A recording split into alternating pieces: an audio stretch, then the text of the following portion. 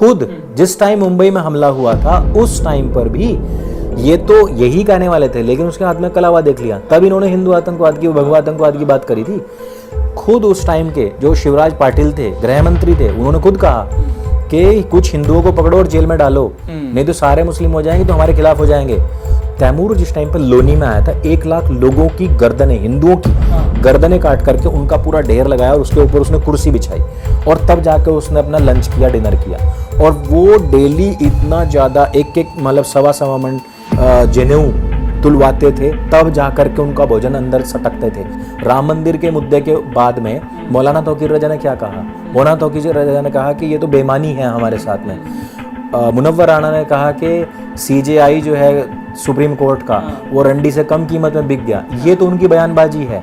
ये लोग एक साधु को, एक बाबा रामदेव को तो कह सकते हैं हम तुम्हारी बखिया उधेड़ देंगे, लेकिन जो इनको रंडी से कम कीमत में बिकने वाला बता रहे हैं ना, उसके ऊपर ये बोल नहीं सकते हैं। डिक्टेटरशिप तो वो थी जब एक देश का प्रधानमंत्री 555 सिगरेट का शौकीन हुआ करता था और उसका हेलीकॉप्टर जा रहा है, हेलीकॉप्टर तक एक जहाज था, वो जा रहा है और उसको पहुंचने के बाद, सभा स्थल पहुंचने के बाद याद आता है कि अरे मैं तो अपनी सिगरेट ही नहीं लाया, और वो वापस वहां से जहाज उड़वा देता है दिल्ली के लिए कि मेरी सिगरेट की डिब्बी लेके आओ।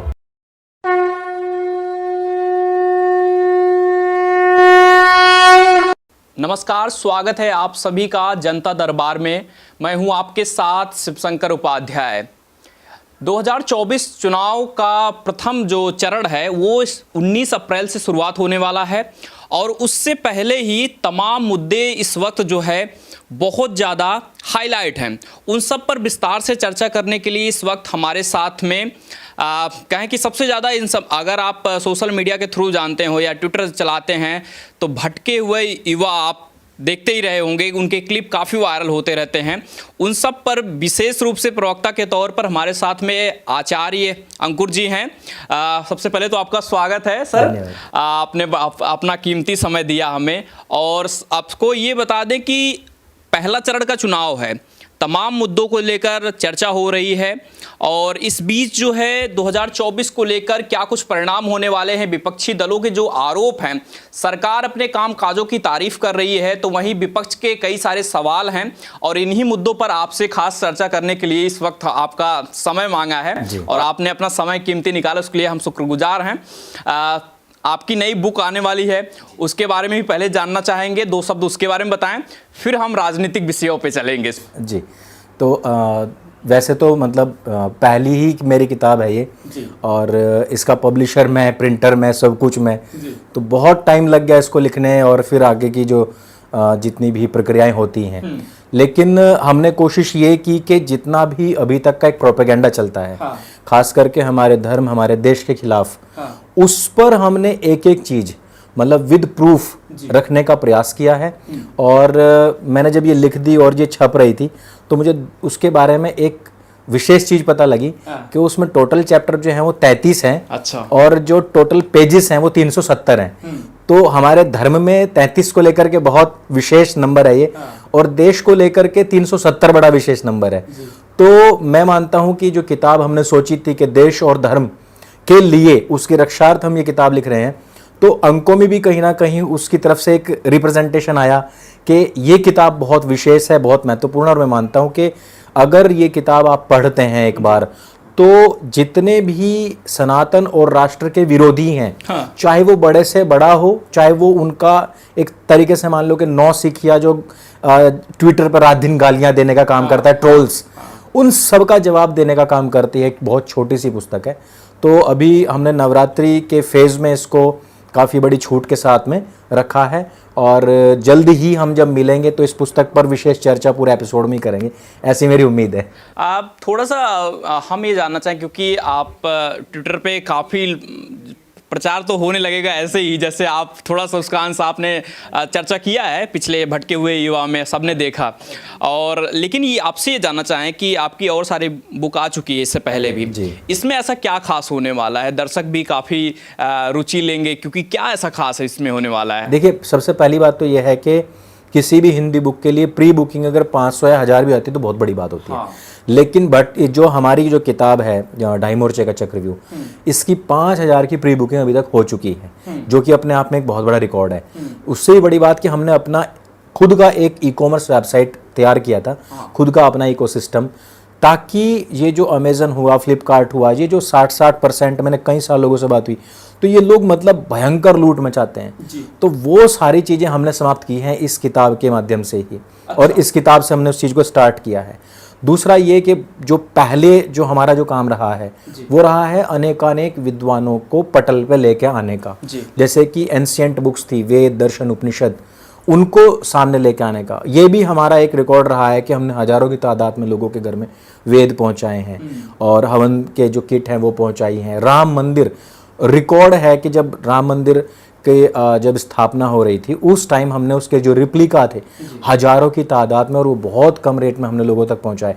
तो बहुत लोग करते हैं अपने के इकोसिस्टम बने, बट हमने वो इकोसिस्टम के लिए चिल्लाए नहीं, हमने अपना एक इकोसिस्टम बनाया और लोगों तक उन सब चीजों को पहुंचाया। ठीक है, काफी कुछ लोग परेशान होने वाले हैं ट्विटर पे ये बुक आने के बहुत ज्यादा अभी से ही है वैसे तो। हाँ, तो अभी किसी ने मेरे को मेल किया कि अंकुर भाई आप तो खुद में पवित्र कुरान हो, क्योंकि आप लास्ट का KUR निकाल के अगर शुरू में रख देते हैं और ये जो AN है उसको बाद में रखते हैं तो खुद में एक कुरान बन जाता है।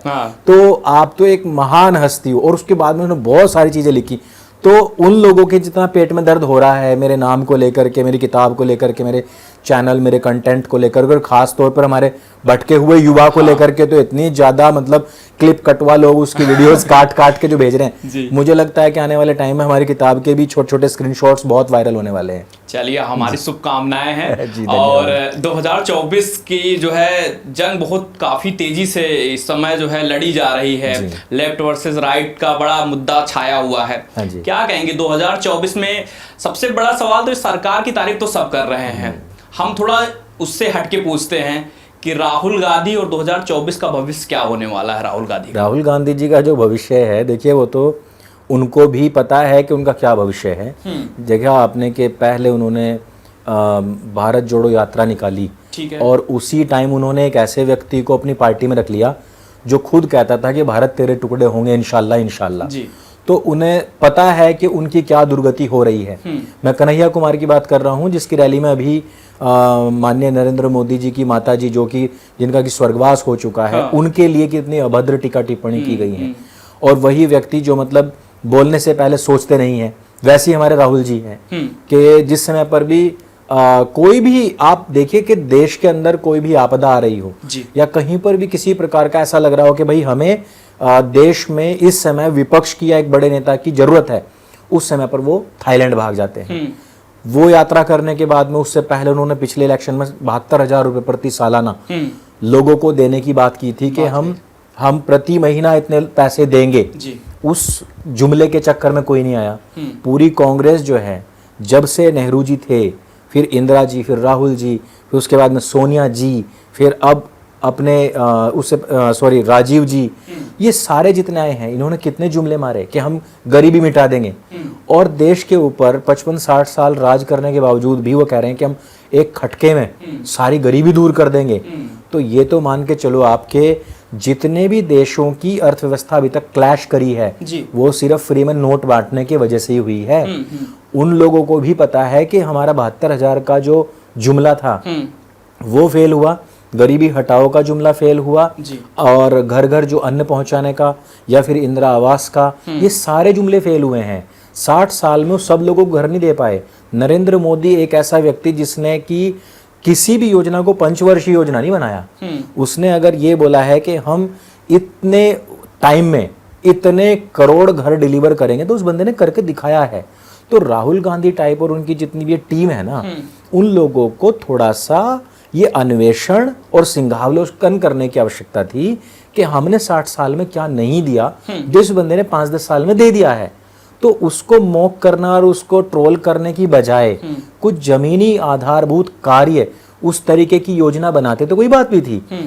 आपको यकीन नहीं आएगा कि दिल्ली से लेकर कटरा तक का जो हाईवे है ना, मैं देख रहा था अभी, वो उन्होंने बनाया कोई 6 या 8 लेन और फिर सर्विस लेन बनाई, और फिर 4 लेन की जमीन उन दोनों हाईवे के बीच में छोड़ दी है, दोनों लेन के बीच में 4 लेन की, और फिर अगर जो सर्विस लेन है एक एक लेन की उधर भी छोड़ दी है, लैंड एक्वायर कर लिया है आज की तारीख में कि अगर भविष्य में बढ़ती भी है वही हाईवे अमृतसर तक जा रहा है। हमने कभी सोचा नहीं था। आप डायरेक्ट अगर वैष्णो देवी की कनेक्टिविटी की देखोगे बात, तो डायरेक्ट ट्रेन, डायरेक्ट हाईवे, ऊपर तक जो झूले जाते थे जिनको बोलते हैं उड़न खटोला जाता, फिर आपकी हवाई यात्राएं, मतलब अगर देश के अंदर 72 एयरपोर्ट थे तो उस बंदे ने जस्ट डबल कर दिया 10 साल के अंदर। हाईवे कनेक्टिविटी, नितिन गडकरी जी के अगर आप थोड़ा भी फॉलो करते होंगे तो आपको पता होगा कि वो बंदा कितना रेवोल्यूशनरी है इन कार्यों में। तो राहुल गांधी को पता है, बस उनका ये एम नहीं है इन इलेक्शन में, मैं आपको बता दूं स्पष्ट, कि उनकी अभी 44 से 45 हो जाएं। उनका एम ये है कि नरेंद्र मोदी को हम 400 से पहले 399 पे रोक दें। ये उनका उद्देश्य है, बस और कुछ नहीं है इस इलेक्शन में। लेकिन सरकार में नितिन गडकरी की तारीफ तो विपक्ष के नेता भी मानते हैं कि हाँ, देश में बदलाव हुआ जब से गडकरी साहब आए हैं, सड़कों का जो है विकास हुआ है, पहले से ज़्यादा सड़कें बनी हैं, सब कुछ हुआ है। लेकिन मोदी सरकार को कहीं से भी तारीफ नहीं मिल रही है, क्रिटिसाइज उनको किया जा रहा है, जबकि मंत्री उन्हीं के हैं, काम भी वही कर रहे हैं, उन्हीं की कैबिनेट में हैं। लेकिन मोदी से इतनी नफरत क्यों है 2024 चुनाव से पहले? नहीं, वो तो आप ये देखो ना कि उनसे नफरत उस टाइम से है जिस टाइम पे वो मुख्यमंत्री बने थे। हाँ, देखो आप जिस टाइम पे शंकर सिंह वाघेला जी विपक्ष में थे और उस टाइम नरेंद्र मोदी के खिलाफ कितना जहर वो लोग उगला करते थे। इवन जब गोधरा कांड हुआ तो उसके बाद सारा इल्ज़ाम नरेंद्र मोदी पे आ गया था। उसके बाद में फिर उनको चोर कहा गया, उनको उसके बाद में उनको खून का सौदागर कहा गया, मौत का सौदागर कहा गया था। एक अकेला ऐसा मुख्यमंत्री जो पद पर रहते हुए जिसको कई कई दिन तक टॉर्चर किया गया कांग्रेस की सरकार के द्वारा, ऐसा व्यक्ति जिसको कि केंद्र की तरफ से जो एक सेंटर की तरफ से एक मिलता है ना कि एक धनराशि मिलती है राज्य को या स्टेट को, वो तलक नहीं दी जाती थी। बहुत डिस्क्रिमिनेशन उनके टाइम में गुजरात के दौरान उस राज्य के साथ में हुआ है। तो फिर भी उन्होंने अपने दमखम पे गुजरात को कहां से कहां तक पहुंचाया। तो ये नफरत केवल अभी नहीं है, फिर उसके बाद में उसको कीड़ा कहा गया, उसको सांप कहा गया, बिच्छू कहा गया, गंदी नाली का कीड़ा कहा गया, तू तो चाय वाला है, तेरी औकात इतनी नहीं है। ये सारी चीजें कही गई हैं। फिर प्रियंका आती है, फिर उनको नीच बोलती है। तो फिर राहुल गांधी आता है, वो बोलता है, मणिशंकर अय्यर हो या सैम पित्रोदा हो, कांग्रेस का कोई ऐसा नेता नहीं है। फिर उनके अलावा जितने इनके अलायंस के लोग हैं, उसमें चाहे इंडिया अलायंस के जितने भी लोग हैं, चाहे वो आप तमिलनाडु से लेकर आंध्र प्रदेश तक, चाहे वो बिहार के लालू यादव हों, चाहे उनके बेटे हों, अभी उनकी बेटी भी उसी जहरीली बोल को बोल रही है। तो ये नफरत केवल इसलिए नहीं है। नफरत अगर नरेंद्र मोदी से करनी है तो आप केवल नरेंद्र मोदी से करो, उनकी पार्टी से करो। लेकिन जब किसी पार्टी या किसी व्यक्ति का विरोध चलते चलते राष्ट्र विरोध बन जाता है और राष्ट्र विरोधियों को आपको अपनी पार्टी में लेना एक मजबूरी बन जाता है, तब समझ में आ जाता है कि आपने वाकई में चीन के साथ में कोई MOU साइन किया हुआ है कि जिसमें कि हमें देश बेचना है। भाई, जिसके नाना ने अक्साई चीन का पूरा पूरा एरिया चीन के अंडर जाने के बाद ये बोल दिया हो कि वहां पर तो खेती फसल ही नहीं होती थी भाई, अगर वो चला भी गया तो क्या दिक्कत है। ऐसी मनोभावना रखने वाले लोगों का जो बीज आज की तारीख में है, वो भारत तेरे टुकड़े होंगे इंशाल्लाह कहने वाले लोगों को अपनी पार्टी में लेते हैं। आप ये बताओ कि अफजल, हम शर्मिंदा हैं, तेरे कातिल जिंदा हैं, तो कातिल कौन था? कांग्रेस पार्टी ही कातिल थी ना, क्योंकि कांग्रेस पार्टी की सरकार थी, सुप्रीम कोर्ट का ऑर्डर था। और वही लोग जो कह रहे थे कि तेरे कातिल, मैं तो ये मानता हूं कि तेरे कातिल में तो भैया उस टाइम पे कांग्रेस की सरकार थी, तो कांग्रेस की सरकार को ही कहा गया होगा, क्योंकि बीजेपी तो थी नहीं उस टाइम पे, RSS तो थी नहीं उस टाइम पे सत्ता में कहीं पे भी, और आपका सुप्रीम कोर्ट के जो जज थे वही थे। तो अगर वो जिंदा है और उनके जिंदा रहने से तुम्हें अफसोस हो रहा है, तो तुम उसी पार्टी में आके टिकट लेके दिल्ली से क्यों लड़ रहे हो? राहुल गांधी को समाप्त करो। अगर वो जिंदा है तो अगर अगली बार नारा लगाने फिर कि अफजल गुरु हमें फक्र है, अब तेरे जो कातिल थे वो मर चुके हैं, तो नहीं कहा ना। तो अक्सर असल में क्या है कि सत्ता चाहिए, अच्छा, और किसी भी तरीके से सत्ता चाहिए। ये नफरत नरेंद्र मोदी से नहीं है, नफरत है इस राष्ट्र से, उस उभरते हुए राष्ट्र से जिसमें आज हर एक व्यक्ति ये कह रहा है कि हमें विकास और विरासत एक साथ चाहिए। अच्छा। पहले ऐसा नहीं होता था, पहले सारे के सारे नेता लोग टोपी लगा के इफ्तारी पार्टी में मिलते थे। हाँ बिल्कुल। वो चीज नष्ट हुई है, दिलों में आज भी है उनके कि हम जाएं, लेकिन उनको पता है कि हिंदू हमसे फिर नाराज हो जाएगा और वो जो वोट मिल रहे हैं वो भी नहीं मिलेंगे। आज आप देखोगे ना कि जो कह रहे हैं ना कि हम क्षत्रिय समाज हम इसको वोट नहीं दे रहे, उसको वोट नहीं दे रहे, ये किसकी करनी है? ये कांग्रेस पार्टी की करनी है, जो फूट डालो और राज करो। उससे पहले इसमें भी आप छोड़ दो, बहुत सारे लोग नहीं जानते होंगे कि कांग्रेस पार्टी की स्थापना किसने की थी। कांग्रेस पार्टी की स्थापना A.O. ह्यूम नाम के एक अंग्रेज व्यक्ति ने की थी। कारण ये था कि 1857 की क्रांति बहुत ज्यादा सफल रही थी। उसको किसी भी प्रकार से दबा दिया गया, वो एक अलग बात है, लेकिन किसी प्रकार का ऐसा राजनीतिक द्रोह ना हो जाए, विद्रोह पैदा ना हो जाए अंग्रेजों के खिलाफ, इसलिए एक ऐसा कुकर बना दिया गया जिसके अंदर अंदर अंदर ही प्रेशर रहे। तो वो, और उसके ऊपर सीटी लगा दी गई जिसका नाम था कांग्रेस। अच्छा। तो जैसे ही अंदर प्रेशर बढ़ेगा तो वो ऊपर की सीटी बच जाएगी और अंग्रेज जो है एकदम चौकन्ने हो जाएंगे। लोगों का एक तरीके से बंध्याकरण करना, उनका कायर बनाना उनको, ये काम था कायर आजम मोहम्मद दास गाजी साहब का, जिनको हम मोहनदास करमचंद गाजी भी बोलते हैं। उनका ये काम था। और ये मैं नहीं कह रहा हूँ, इसको आप हिस्ट्री पढ़ोगे तो आपको पता लग जाएगा। कुछ लोग नाराज हो जाएंगे, आप ऐसा नाम ले रहे हैं। मैं तो नाराज करने के लिए बैठा हूँ भाई, नाराज होने और मैं खुश करने के लिए। राष्ट्रपिता हैं, क्योंकि अरे राष्ट्रपिता नहीं है, मोहनदास करमचंद गांधी साहब जो है वो राष्ट्रपिता नहीं है, कहीं नहीं लिखा हुआ है। आप आरटीआई डालो, वो राष्ट्रपिता नहीं है। लेकिन यही तो दिक्कत हो रही है ना कि कांग्रेस तो उनको राष्ट्रपिता का, जब उनको नहीं है। अंग्रेजी हुकूमत के बाद हमारे देश का जो संविधान पास हुआ, उसके बाद में कहा गया किसी को भी किसी भी प्रकार की उपाधि नहीं मिलेगी। उससे पहले सर होते थे, है ना, सर विलियम, सर ये, सर वो, बहुत उपाधियां मिलती थी। उसी प्रकार से ये उपाधि उससे पहले दी गई होगी जी, हमारे लोगों के द्वारा दी गई होगी। ठीक है। उनको महात्मा कह दिया गया होगा या उनको राष्ट्रपिता कह दिया गया होगा, जो भी अलाना फलाना, लेकिन वो नहीं है। इस प्रकार की कोई भी उपाधि नहीं चलती है। सेना में चलती है, वो चलती रहेगी, वो हमारी संवैधानिक है। लेकिन ऐसे उठा के किसी व्यक्ति को कोई भी उपाधि पकड़ा दे अगर, तो भैया ऐसे तो पता नहीं कितने बापू बन जाएंगे इस देश के और कितने चाचा बन जाएंगे। और ये बापू और चाचा ही हैं जिन्होंने अपनी औलादों की पीठ में खंजर भोंका है। इतिहास पढ़ोगे तो रोंगटे खड़े हो जाएंगे। हालांकि ये सारी डिटेल्स मैंने अपनी किताब में दे रखी हैं। जी जी, पढ़ेंगे तो पता लग जाएगा कि हमारे साथ में कितना धोखा हुआ है। अच्छा, लेकिन आपको यही, क्योंकि लगातार आप कह रहे हैं कि नरेंद्र मोदी के बारे में ये भी कहा जाता है कि 2014 से पहले जो भी चीज़ें थी, वो मुख्यमंत्री के तौर पर गुजरात में जो भी चीज़ें हुई, गोधरा से लेकर सारी चीज़ें हुई, उन सब पर विपक्ष तो काफ़ी हमलावर रहता है। लेकिन ये कहा जाता है कि 2014 से जब प्रधानमंत्री बने हैं, उसके बाद से देश का माहौल जो है हिंदू मुस्लिम हिंदू मुस्लिम हिंदू मुस्लिम इसी में बांट कर रख दिया गया है। पूरे देश में बंटवारा कर दिया गया है। क्या हिंदुओं के प्रधानमंत्री बन के रह गए हैं नरेंद्र मोदी? क्या कुछ आप सोच रहे हैं इसके बारे में? देखिए, अगर ये कहे कोई के हिंदुओं के प्रधानमंत्री बन के रह गए हैं तो इससे तो हिंदू भी बुरा मान जाते हैं। क्योंकि मैं भी अगर ग्राम प्रधान इलेक्शन नगर में लड़ता हूँ, हाँ, तो जीतने के बाद मैं अपने पूरे गांव में लड्डू बंटवाता हूँ। और ये हमारे यहाँ हर गांव में है। मैं अपना तो सिर्फ एक उदाहरण दे रहा हूँ, मैं हर एक की बात कर रहा हूँ। हाँ। वो जीतने के बाद में यही बोलता है कि भाई देखो, जिसने वोट दी मैं उसका भी हूँ और जिसने नहीं दी है मैं उसका भी हूँ, मैं सबके काम करूंगा। अगर कोई डिस्क्रिमिनेशन करता है इस हिसाब से, देखो, अगर आप एक जननेता बने हैं और उसके बाद में आप चुन के आए और फिर जनप्रतिनिधि बने हैं, तो आप, ऐसा नहीं है कि यहाँ पे कोई टिकटॉक चल रहा है या इंस्टाग्राम चल रहा है कि जो आपके फॉलोअर्स हैं आप सिर्फ उन्हीं के लिए ही कुछ देंगे।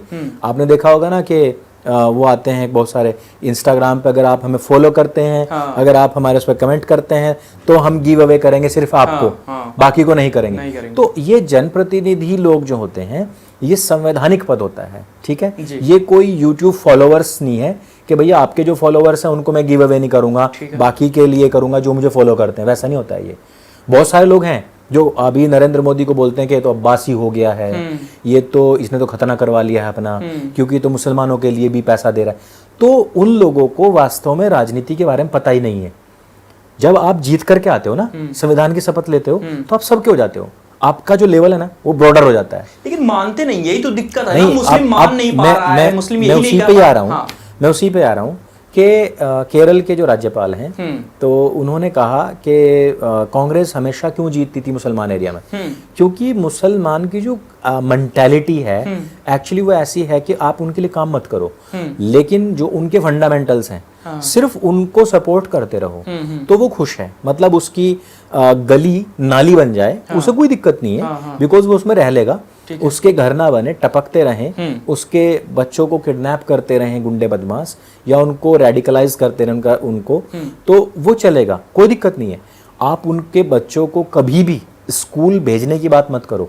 वो अपना मदरसा में पढ़ रहे हैं तो 10,000 रुपये मदरसे को देते रहो। ठीक है। वो हज जा रहे हैं तो हज की जो फीस है उसको पहले 4 लाख रुपए कर दो और फिर 1 लाख रुपए सब्सिडी कर दो। अगर आप इंडिपेंडेंटली जाते हो ना तो 2 लाख रुपए लगते हैं, लेकिन सरकार ये करे कि पहले उस फीस को 4 लाख बना दे, फिर 1 लाख रुपए सब्सिडी दे दे, और फिर मुसलमानों में बोर्ड लगवाए अपने बड़े बड़े होर्डिंग्स कि हमारी सरकार ने 1 लाख रुपए हज सब्सिडी दी है, तो मुसलमान खुश हो जाएगा। और ये सारा बजट बचाओ और इसको स्विस बैंक में जमा कर दो। दूसरी बात कि आप टोपी लगाओ, और भी रमजान गए हैं, एक दिन उनके बीच में जाओ, अपना ही बंदा रखो बीच में, अपने घर से केले ले जाओ, उन्हीं में मिलवाओ और अपना ही केला पकड़ के खा लो और फोटो खिंचवाओ जालीदार टोपी लगा के, तो सारे मुसलमानों का वोट आपको मिल जाएगा। एक्चुअली मुसलमान ये नहीं चाहता है कि आप उसका विकास करें, आप उसको ये बताएं कि आप साफ सुथरे रहें, आप साफ सफाई के एरिया में रहें, आपके बच्चे पढ़ने चाहिए, आपको हज सब्सिडी के नाम पर ठगा जा रहा है, वो आपने नहीं बताना है। वो जो कर रहा है ना वो अपने आप में सर्वे सर्वा है। तो अभी मैंने एक ट्वीट पढ़ रहा था मैं, तो उसमें लिखा होता है कि हमारा जो कॉन्स्टिट्यूशन है वो कुरान है जी, ना कि संविधान है। अभी बाबा साहब अम्बेडकर की तो बात बहुत हो रही है, सब कह रहे हैं ना कि हिंदू ये जो जय भीम जय भीम मिल के हम इलेक्शन लड़ेंगे। कांग्रेस का एक कैंडिडेट था मुसलमान, अभी उसको जब कहा गया कि भाई अम्बेडकर जयंती आ रही है तो आप उसके ऊपर माल्यार्पण करो, वो बंदे ने नहीं किया माल्यार्पण, ठीक है।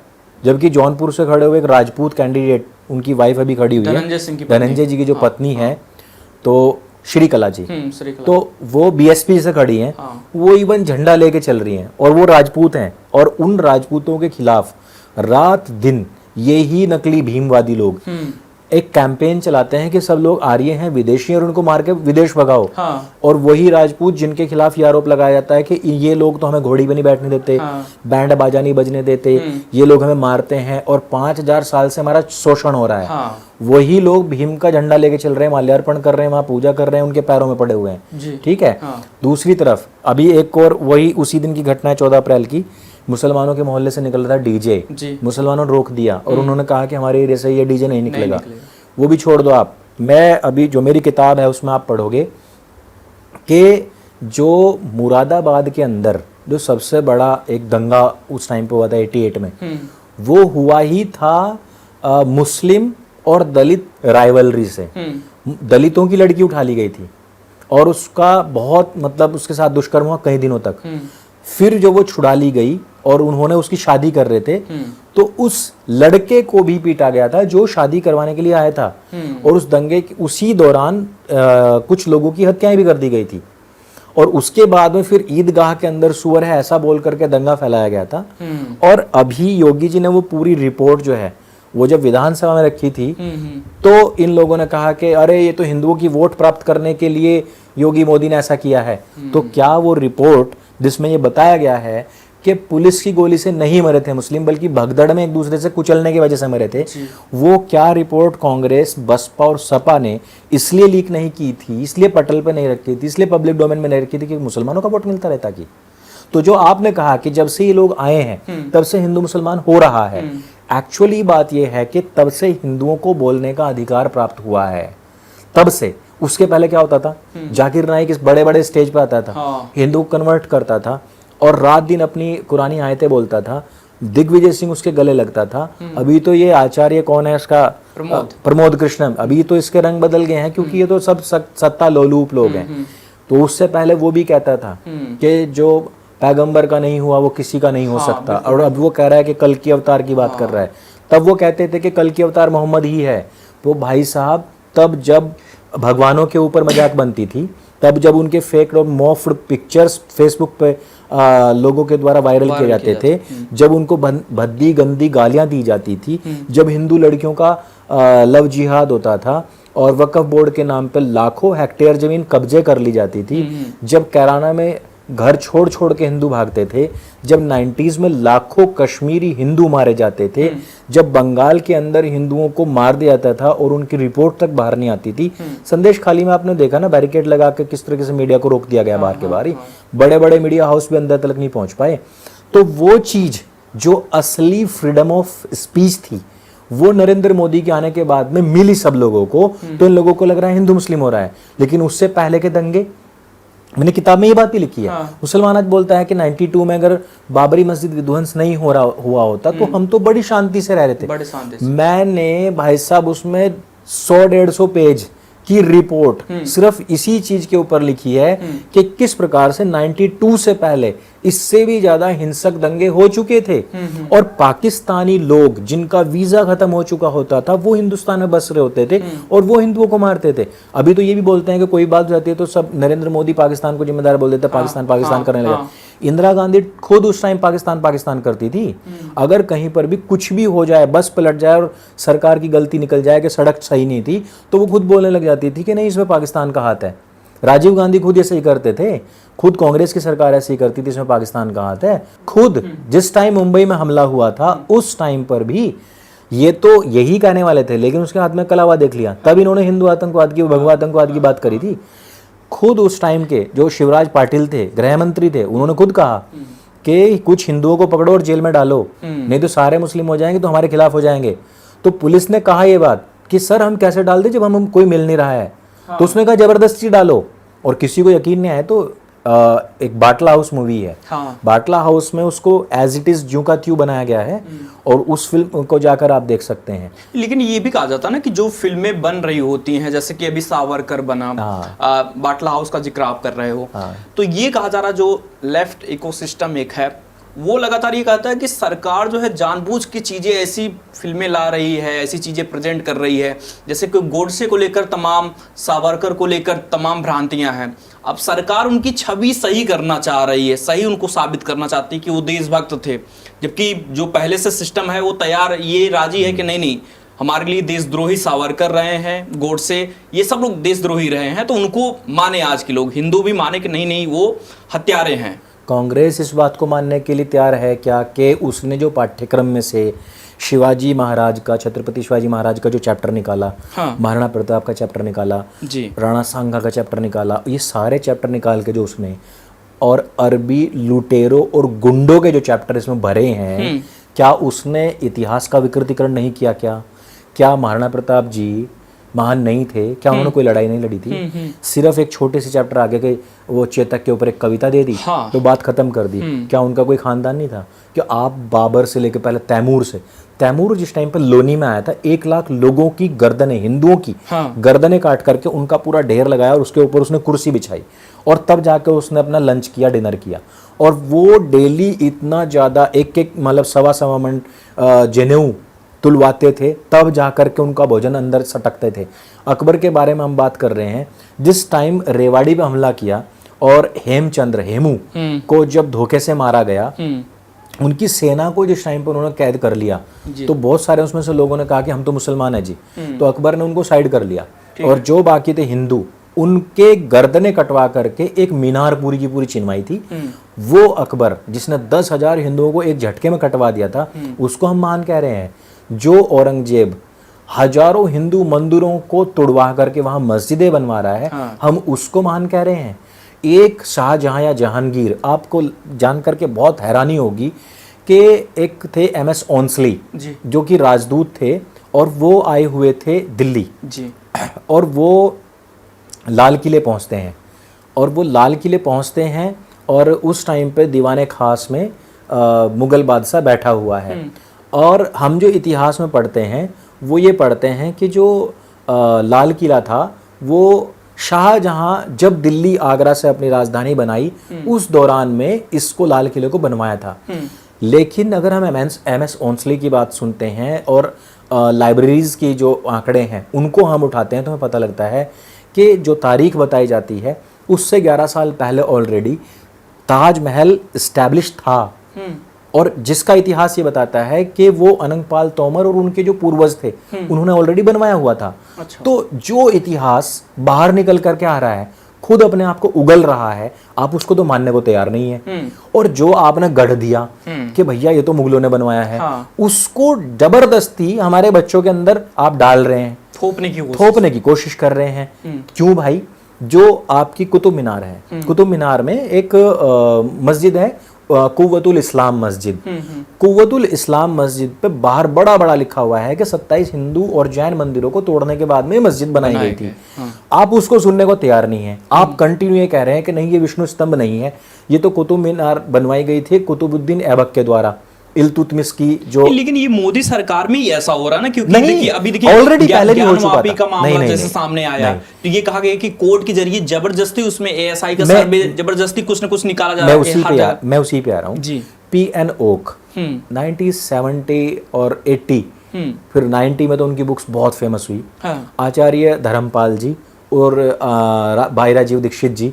तो जब तो कांग्रेस के टाइम था और मतलब फुल मैंडेट के साथ इनकी सरकारें आती रही हैं, तब से पीएन ओक साहब वो बुक्स लिख रहे हैं, तब से उन्होंने ये बातें बताई हैं। अब आप आ जाओ ज्ञानवापी के ऊपर, तो जो श्रृंगार गौरी में जो मंदिर में जो पूजा आरंभ हुई है, वो पूजा आरंभ हुई है जो 93 में रोक दी गई थी। तो आप किसको बेवकूफ बना रहे हो जी? 93 में मुलायम सिंह यादव ने खुद जबरदस्ती वो पूजा रुकवाई थी और वो ऑलरेडी चली आ रही थी। तो जो बच्चे 93 के बाद पैदा हुए उनको तो बेचारों को पता ही नहीं है कि तब क्या चल रहा था। वही सच्चाई तो हम बताने के लिए बैठे हैं, जो पहले वाले जो लोग हैं वही चीज तो हम बताने के लिए बैठे हैं। कांग्रेस क्या सोच रही है कि हम आज की हिस्ट्री बताएं बस। आज का जो है भाई ऐसा नहीं होता है। ये जितना कांग्रेस ने राज किया है ना, ये तो मैं कह रहा हूं कि हिस्ट्री की नजर में ये माइक्रो सेकंड के बराबर भी नहीं है। ठीक है। और उस माइक्रो सेकंड में आप ये सोच रहे हो कि हम 93 के बाद अगर हमने मंदिर के अंदर पूजा रुकवा दी तो हम उसको बदल देंगे? ऐसा नहीं होता है। राम मंदिर के मुद्दे के बाद में मौलाना तौकीर रजा ने क्या कहा? मौलाना तौकीर रजा ने कहा कि ये तो बेईमानी है हमारे साथ में।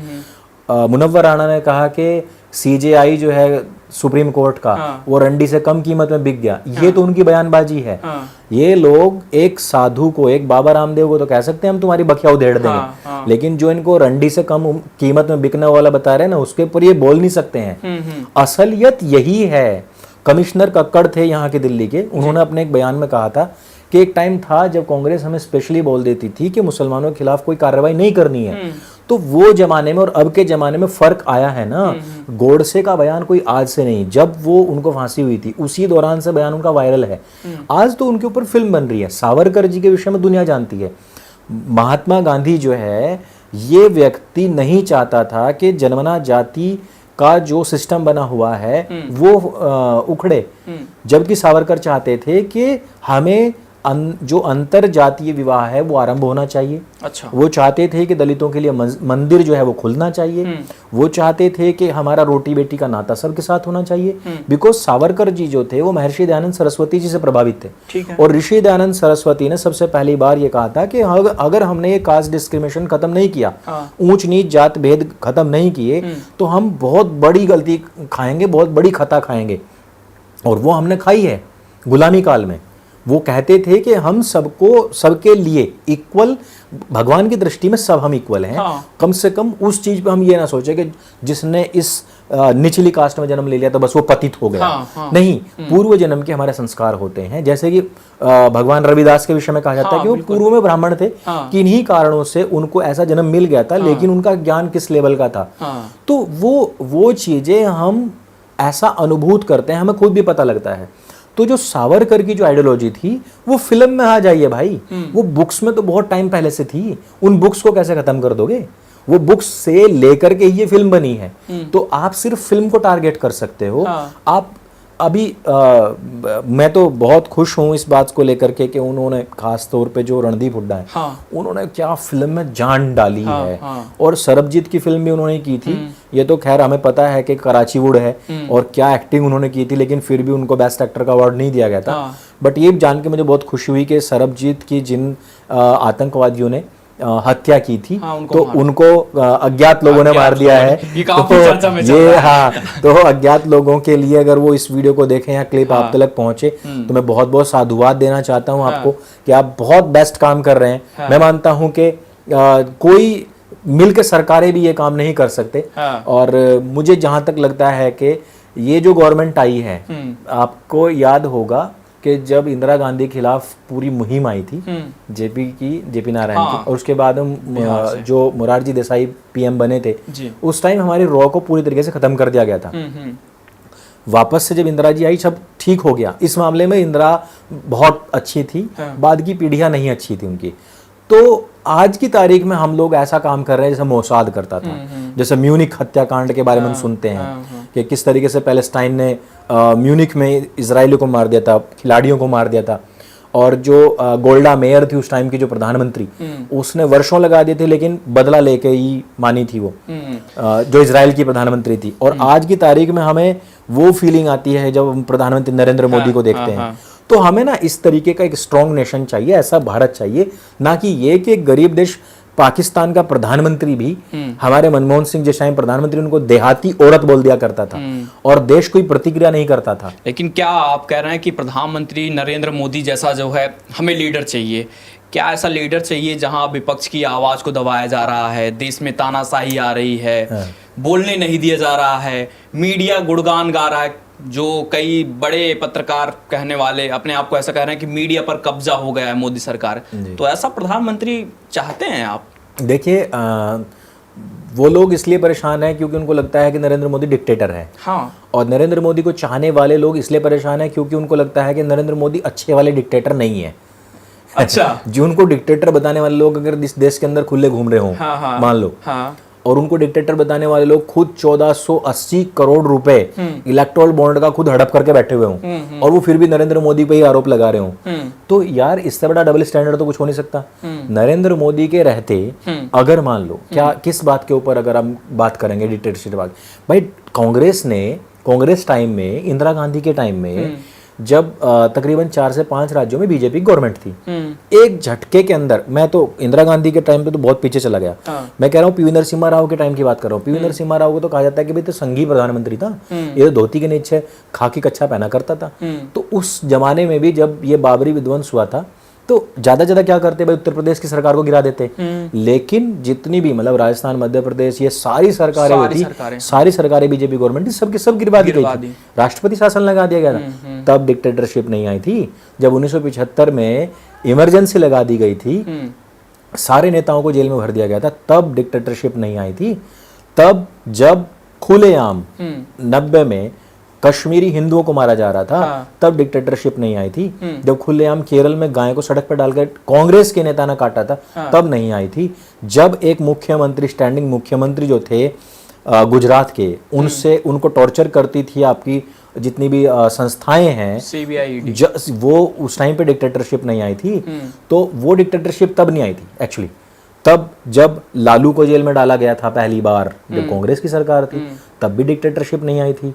लेकिन डिक्टेटरशिप तब आई है जब एक जर्मन शेफर्ड के पापा अरविंद केजरीवाल को जेल में डाल दिया जाता है। हाँ, यही तो तब ज्यादा रोना हो रहा है। तो पिछला इतिहास अगर आप याद करोगे तो डिक्टेटरशिप तो वो थी जब एक देश का प्रधानमंत्री 555 सिगरेट का शौकीन हुआ करता था, और उसका हेलीकॉप्टर जा रहा है, हेलीकॉप्टर तक एक जहाज था, वो जा रहा है, और उसको पहुंचने के बाद, सभा स्थल पहुंचने के बाद याद आता है कि अरे मैं तो अपनी सिगरेट ही लाया, और वो वापस वहां से जहाज उड़वा देता है दिल्ली के लिए कि मेरी सिगरेट की डिब्बी लेके आओ।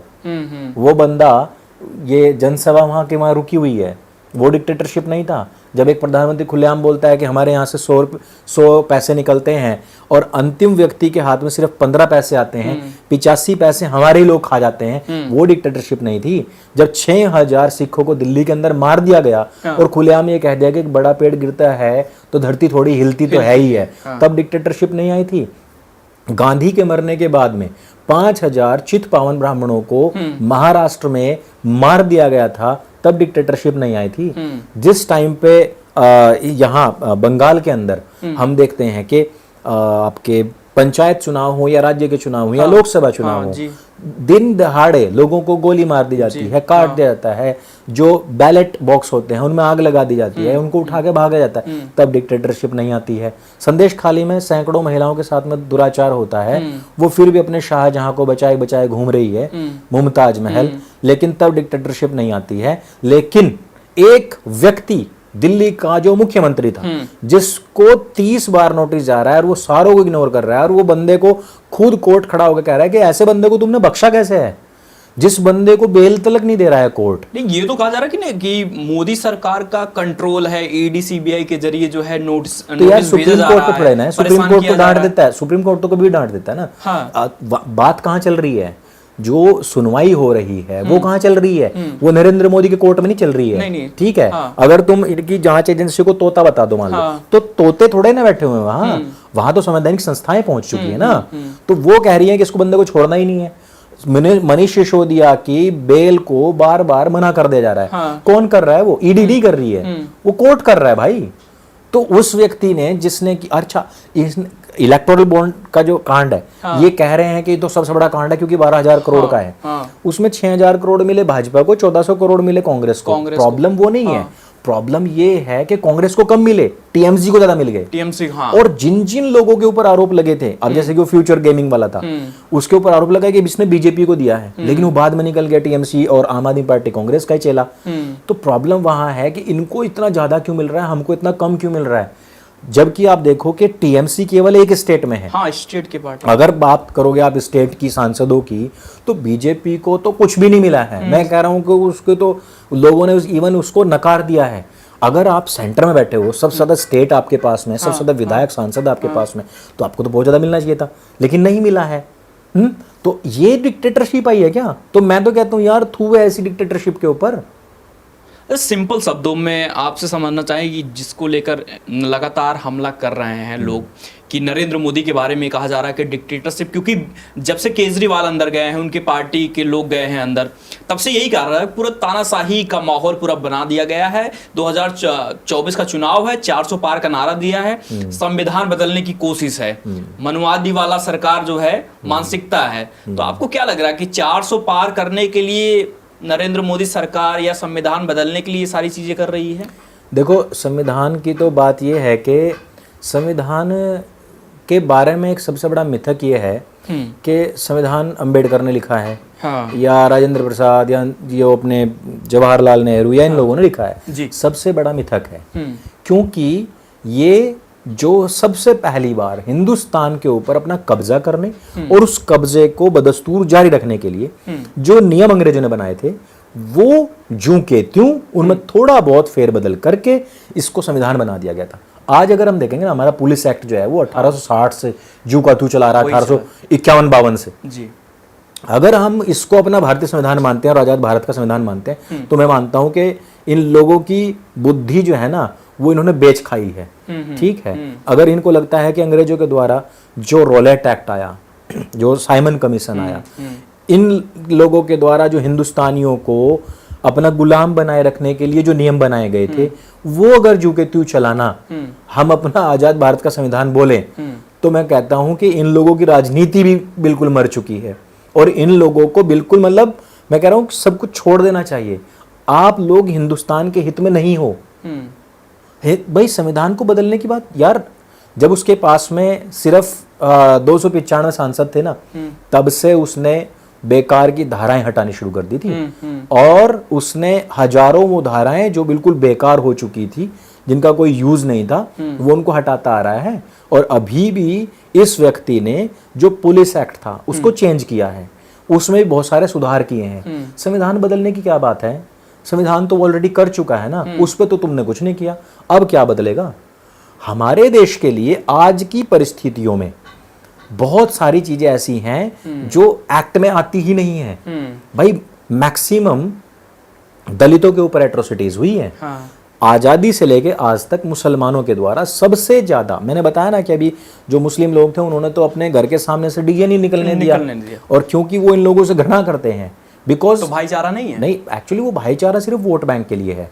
आपको भी पता है कि सपा के काल में, जिसमें कि मुल्ला मुलायम सिंह यादव बोलता था खुद को, सपा काल में सबसे ज्यादा अत्याचार दलित समाज पे होते आए हैं। क्या आपको लगता है कि जो पीढ़ियों से और सदियों से जो चीजें चली आ रही हैं, वो इन इलेक्शन के बाद में सब खत्म हो जाएगा? नहीं होगा।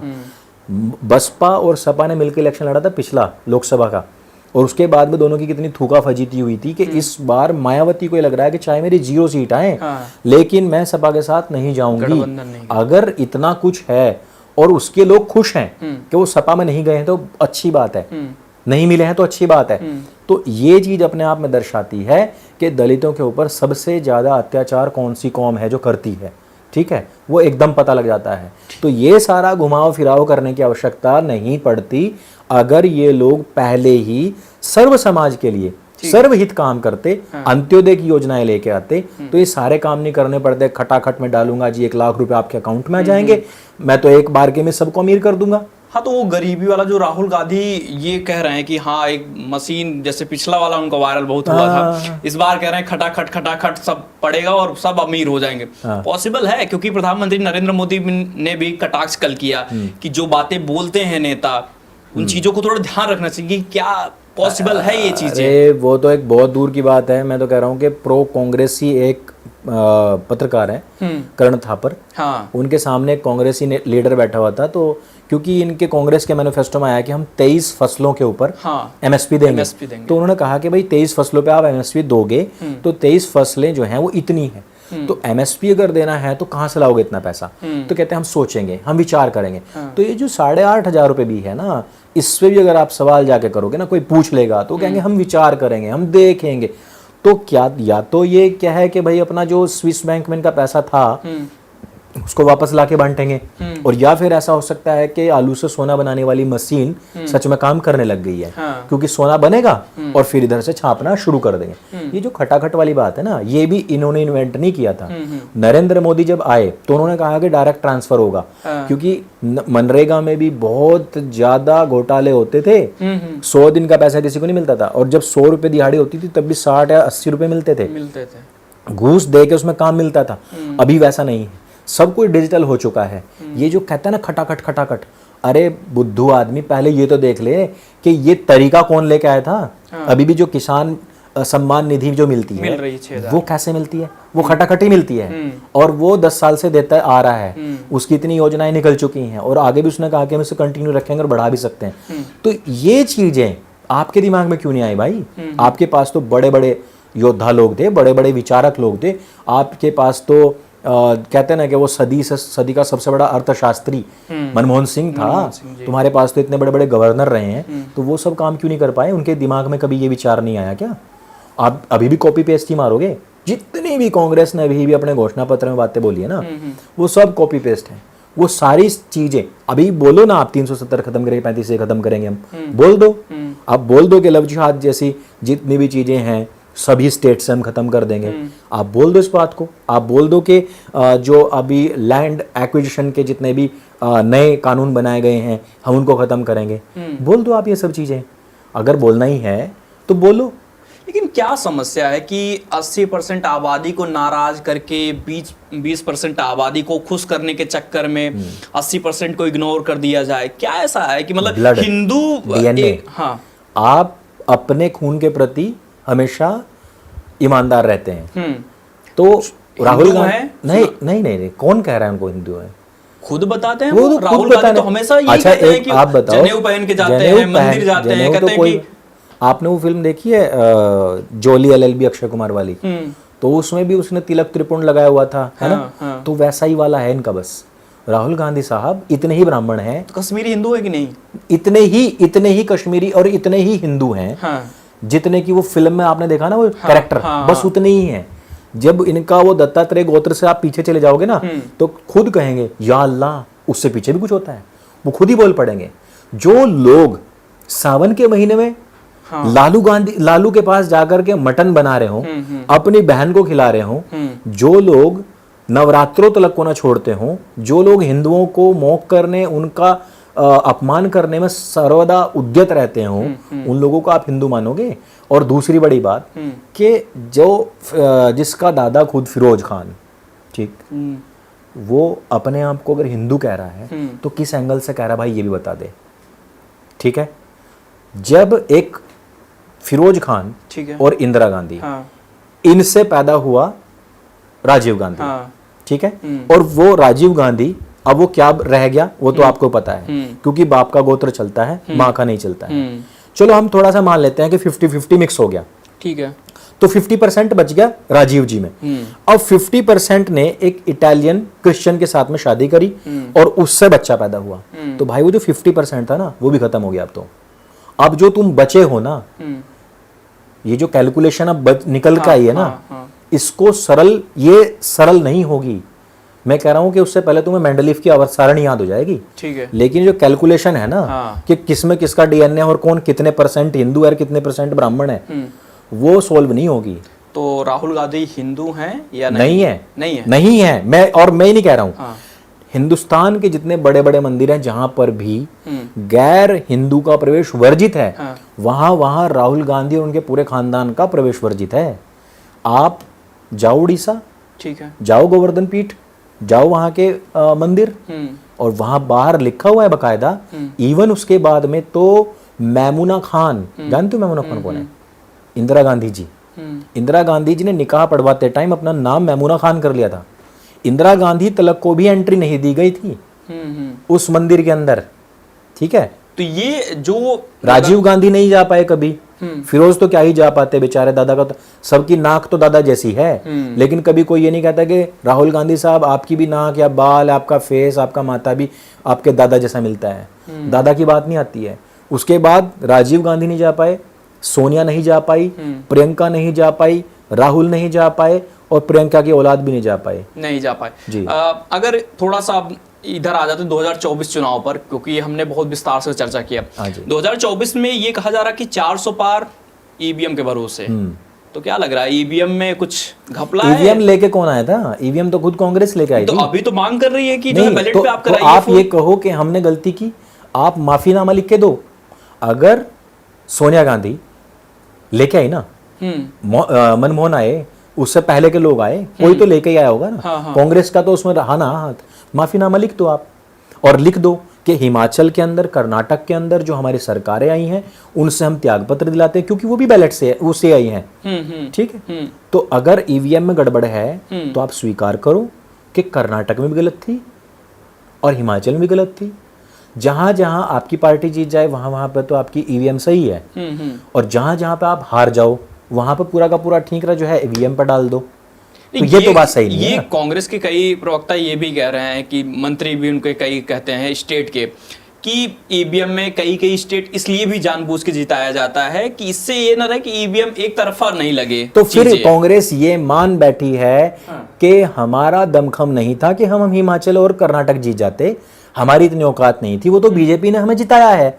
तो फिर ये क्यों कहते हो कि हमारी हवा चल रही है? फिर ये क्यों कहते हो कि हम आंध्र प्रदेश में तेलंगाना में जो हम जीत गए तो हमारी ताकत से जीते? तो फिर नहीं जीते ना। तेलंगाना में कांग्रेस की हवा नहीं थी, ये मान लें, हिमाचल में नहीं थी, कर्नाटक में नहीं थी, तो मानो ना भाई, सीधी सी बात है कि नहीं है? भाई अगर कांग्रेस ये कह रही है कि हमें जबरदस्ती जितवाया गया है, तो यानी कि तुम्हारी तो हवा कहीं है ही नहीं, तो कांग्रेस इस बात को लिख के दे दे। फिर वो ये क्यों कहते हैं कि हमारी हवा चल रही थी, देखो हमने बीजेपी को हरा दिया? ये कॉन्ट्राडिक्टरी बातें हैं। मैं तभी कह रहा हूं कि राजनीति करने के लिए ना एक दिमाग की आवश्यकता है। जनता को ऐसा बताया जा रहा है कि नहीं तानाशाह यही है कि ईवीएम को हैक कर लिया है, चीजें हो गई हैं, इसलिए भी हो रहा है। राजनीति करने के लिए दिमाग चाहिए होता है। और जो इनके प्रधानमंत्री पद के जो उम्मीदवार हैं, इनका दिमाग है ऊपर से खाली, ठीक है। तो वो जैसा भगवान ने दिया था दिमाग, वैसा का वैसा 100% अनयूज्ड ले जाकर देने वाले हैं। वहां कहेंगे भगवान आपने मुझे जैसा दिया था वैसा का वैसा मैं आपको दे रहा हूं, मुझे माफ करो। एक्चुअली तो पूरा का पूरा इंडी गठबंधन आज तक ये तय ही नहीं कर पाया है कि उनका प्रधानमंत्री पद का उम्मीदवार कौन है मेरे भाई। राहुल गांधी नहीं, क्लियर नहीं हुआ है कहीं भी। वो सिर्फ कांग्रेस के कैंडिडेट हैं।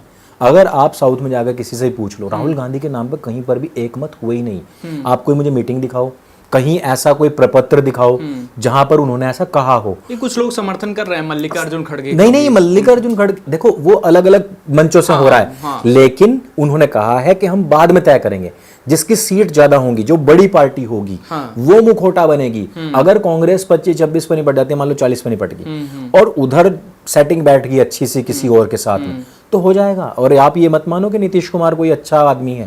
ये कल अगर इसकी अच्छी सीट निकल जाए और इसको लग रहा है कि त्रिशंकु में मेरे को कहीं ना कहीं बनने की उम्मीद है, तो ये लोग तुरंत बाहर निकल करके ये काम कर जाएंगे। ये खेला हो जाएगा। बीजेपी को सतर्क रहना चाहिए। बीजेपी देखो ये जानते हैं, आपस में सब जानते हैं, बस उसको अपना बिहार बचाना होता है, तो बस कर गया वो खेला अपना। एक लास्ट सवाल रहेगा, क्योंकि ईवीएम को लेकर बहुत सारा चर्चा चल रहा है, उसके विरोध में जो है कई प्रोटेस्ट भी हुए हैं, राहुल गांधी भी प्रोटेस्ट में शामिल हुए थे ईवीएम को लेकर, तो क्या कहेंगे ईवीएम में, वाकई में ईवीएम में घपला हो सकता है या 400 पार हो सकता है? देखो मैं नहीं मानता कि देखो ईवीएम में कोई घपला हो सकता है, और मैं ये भी नहीं मानता कि 400 पार। देखो एक बच्चा जो नॉर्मली भी जो जिसको चाहिए कि मेरे को 80% मार्क्स आ जाएं, वो बच्चा भी 90-95 की तैयारी करता है, ठीक है। तो ये हमने देखा है कि जब पिछली बार उन्होंने कहा था, जब पहली बार इलेक्शन में उतरे नरेंद्र मोदी, उन्होंने कहा कि हम भाजपा अपने आप से पूर्ण बहुमत के साथ आएगी, बाकी हम 300 प्लस जाएंगे, तो वो हुआ। फिर इन्होंने कहा था कि हम खुद 300 प्लस जाएंगे, बाकी में हम 350 जाएंगे, वो हुआ। अब की बार उन्होंने कहा कि एनडीए 400 पार होगा, और जो हम हैं वो खुद उनका 350 के आसपास का है। लेकिन मैं मानता हूं कि जितना काम ये लोग कर रहे हैं और जितना इनका विरोध हो रहा है और जितना कांग्रेस सफल हो रही है बांटो और राज करो की राजनीति में, उस हिसाब को देखते हुए ये 370 के आसपास इनकी आ जाएंगी। और अगर 400 हो जाएं तो उसमें कोई बहुत बड़ी आश्चर्यजनक बात नहीं है, मैं मानता हूं। ये भी रीजन है 400 पार होने का, क्योंकि विपक्ष के पास ना कोई मजबूत चेहरा नहीं नरेंद्र मोदी का कैंपेन। देखो कैंपेन ही नहीं है एक्चुअली तो। देखो ये लोग क्या जाते हैं वहां जाके बात क्या करते हैं, इतनी मतलब बात करने का कोई सेंस नहीं है इनके पास में, लोगों के बीच में ले जाकर कोई योजना नहीं दे रहे हैं। क्या है इनके पास, इन्होंने कहा 50% महिलाओं को दे देंगे। अरे इतना बड़ा इंफ्रास्ट्रक्चर खड़ा कैसे करोगे आप, इसके ऊपर बात करो। नरेंद्र मोदी आज की बात नहीं कर रहा, 2047 की बात कर रहा है। वो कह रहा है कि 5 ट्रिलियन इकोनॉमी बनाने के लिए मुझे क्या करना है भाई साहब, डेडिकेटेड रेलवे लाइंस जो है ना, वो पूरी बिजनेस कॉरिडोर है। बिजनेस कॉरिडोर बने हैं जो हाईवे हैं, बिजनेस कॉरिडोर बने हैं जो एयरवेज हैं। यहां नोएडा के अंदर, जेवर के अंदर जो एयरपोर्ट बन रहा है ना, पूरी तरीके से वो व्यापारियों के लिए, व्यापार के लिए ही डेडिकेटेड होगा। जो एशिया का सबसे बड़ा एयरपोर्ट यहां बनने जा रहा है, तो उस लेवल का अगर आपने काम किया हो, एयरपोर्ट दिल्ली से लेकर जेवर तक की कनेक्टिविटी के लिए एकदम डेडिकेटेड हाईवे होगा। मैंने बताया ना आपको कि कटरा तलक का हाईवे देख लो आप, जो हमारा पश्चिमांचल है उसकी देख लो आप, पूर्वांचल तलक के हाईवेज देख लो, साउथ में जाके हाईवेज देख लो, अभी जो दिल्ली मुंबई बन रहा है उसकी बात कर लो। इतने जबरदस्त काम हो रहे हैं। ऊपर से बिजली का, किसी ने सोचा था कि हम अगर एलईडी बल्ब लगाएंगे तो बिजली की खपत कम होगी और हम जितना उत्पादन कर रहे हैं उसमें हमारा काम चल जाएगा? नहीं सोचा था। रेवोल्यूशनरी आइडियाज लाना, ये एक बड़ा काम होता है जो कभी भी कांग्रेस की सरकार ला ही नहीं पाई। खुले तार चलते थे गांव में, जाके आज देखो आप बंद एकदम तार होता है। कनेक्शन लेना है तो कोई कटवा नहीं फेंक सकता उसके ऊपर। मीटर लगा हुआ है, सस्ती बिजली दरें हैं लेकिन मीटर लगेगा। और उनको कहा गया है कि आप वो 100 वाट 200 वाट के टंगस्टन के जो बल्ब है ना, वो नहीं लगाना है आपने, एलईडी लगाना है, तो बिजली का बिल कम आएगा। तो यार ये तो मैं कह रहा हूं, अगर हम बात करने लगे 8-10 घंटे निकल जाएंगे हमारे। इतने रेवोल्यूशनरी आइडियाज नरेंद्र मोदी, गडकरी के पास में, रेलवे मिनिस्ट्री के पास में, फाइनेंस मिनिस्ट्री के पास में और विदेश मंत्रालय के पास में है। अभी विदेश मंत्रालय की तो हमने बात ही नहीं करी है। अगर हम एस जयशंकर की बात करने जाए, भाई साहब दिनों दिन गुजर जाएंगे, इतने काम हुए हैं 10 साल के अंदर। मतलब माना ये जाए कि विकास के नाम पर जनता चुन रही है 2024 बिल्कुल, अंत्योदय के नाम पर, अंत्योदय के नाम पर, यस, अंतिम व्यक्ति तक जो 100 पैसे वहां से निकले वो पहुंच रहे हैं। इस कारण चुनने का एक रीजन बनता है। दूसरी यस, और दूसरी बड़ी बात यह है कि जिन लोगों को मुख्यधारा में कभी लाया ही नहीं गया, उन लोगों को मुख्यधारा में लाया गया है। आप ये देखो ना, युवाओं को कनेक्ट करना नरेंद्र मोदी से बेटर कोई जानता नहीं है। अब राहुल गांधी को आप देखोगे, एक बंदा रो रहा है, उसको उसने पीछे से दबोचा हुआ है, ये तो उसका युवाओं को कनेक्ट करने का तरीका है।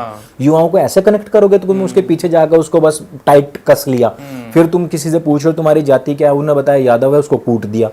ऐसे युवाओं को कनेक्ट करोगे क्या? तो दर्शकों, अगर आपको अच्छा लगा हो हमारी बातचीत और चाहते हैं कि आगे फिर से एक मुलाकात हो और आपके तमाम सवाल जो रहेंगे उसमें वो भी पूछे जाएंगे, तो आप कमेंट करिए और बताइए कैसा लगा आपको ये पूरा जो बातचीत हमारी हुई है, कैसा लगा आपको, जरूर हमें बताइए। कैमरे के पीछे हमारे सहयोगी हैं, अंकित हैं। आपसे रिक्वेस्ट है कि जरूर अगर आपको अच्छा लगा तो सब्सक्राइब कीजिए, शेयर कीजिए अपने दोस्तों के साथ में। बाकी तो जो ढेर सारे विरोधी हैं वो खुद ही शेयर करेंगे। थैंक यू, शुक्रिया।